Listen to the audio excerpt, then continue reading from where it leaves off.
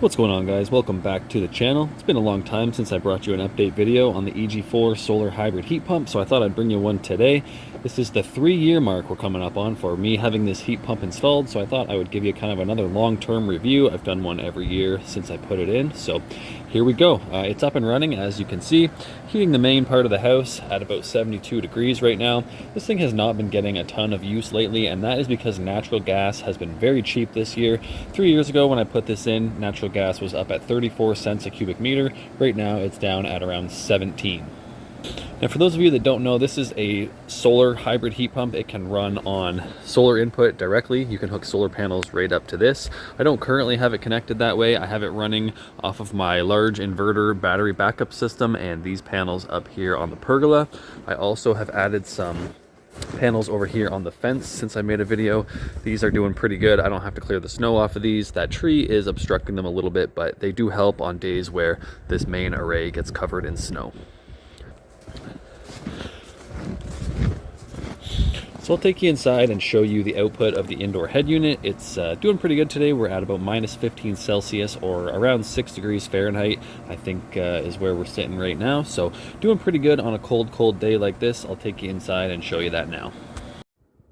Here in the kitchen, we're pumping out about 102 degrees Fahrenheit. That's pretty good for a non-cold weather rated heat pump on a 6-degree day. I'll pull up the app here and we can take a look at the power usage. Right now we're using just shy of 700 watts. It will ramp up and down as needed, but as you can see, it's just maintaining the indoor space at about 71 degrees Fahrenheit. So not working too hard at the moment. If I were to jack this up to 80 degrees, it would certainly ramp up and use a lot more power. So for those of you who have not seen this before, this is my main source of power for the solar hybrid heat pump. The power comes in through that conduit into the 6000 XP. This has about a 16 kilowatt hour battery and a 6000 watt inverter. It comes over here to this little sub panel and it is distributed throughout the house. I'm also running this Eg4 heat pump here in the garage. It's been doing pretty good. I have been using gas, like I said, a little more often just because it is cheap. I've got the little tankless and a unit heater here, a hydronic heater, so that's been keeping things nice and warm in the garage. But on the sunny days, I do like to use the free energy rather than burn gas when I can. I'll pull up the 6000 XP's information right now and you can take a look at how it's running. So as you can see, we're pulling in about 1700 watts right now, using 1672 to power both of those heat pumps and a couple lights in my kitchen. We're dipping into the battery a little bit right now. It's sitting at about 56%, which is pretty good for the state this thing's been in lately. We have not had a lot of good sun. As you can see, we are not pulling anything from the grid right now, just running on solar, which is really the only way I've been running these at the moment, given the price of natural gas. Here is the Eg4 unit chugging along. Like I said, it's been working pretty good. This one comes from a Canadian company. I'll have links below to these guys down in the description if you want to check them out. They are a little bit of a smaller company compared to Eg4, but they make a nice heat pump here. It's been doing great in my garage.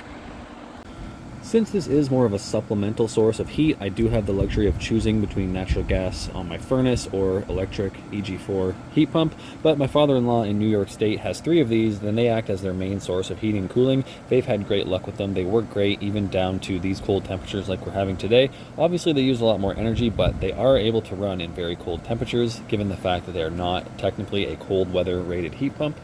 But for 3 years of use, this thing's been great. I've had absolutely no hiccups with it. It's been a really solid piece of equipment. I am an HVAC tech, for those of you that don't know. I work on these things every day, Mitsubishi's, Carriers, all kinds of name brands, and I would choose this Eg4 over a lot of the stuff coming out of them on the market today. This is a 410A heat pump, which is going to be a thing of the past pretty soon. Everyone's going to A2L refrigerants, which is fine. It doesn't really change too much, but overall, the Eg4 has been a super solid contender in the heat pump world. So that's going to be it for this video. Just a really brief update at the 3-year mark. Everything is still working great. I've pretty much covered every aspect of these heat pumps. There's not too much more I can say on them. Just wanted to give you guys a quick 3-year update, let you know they are still doing really well, and I have absolutely no regrets about putting this in. If you're interested in a solar hybrid heat pump, I will link the Eg4 and the Eg4 down below if you want to check out either of those companies. They both are very, very solid options. Thanks for watching. I'll see you in the next video.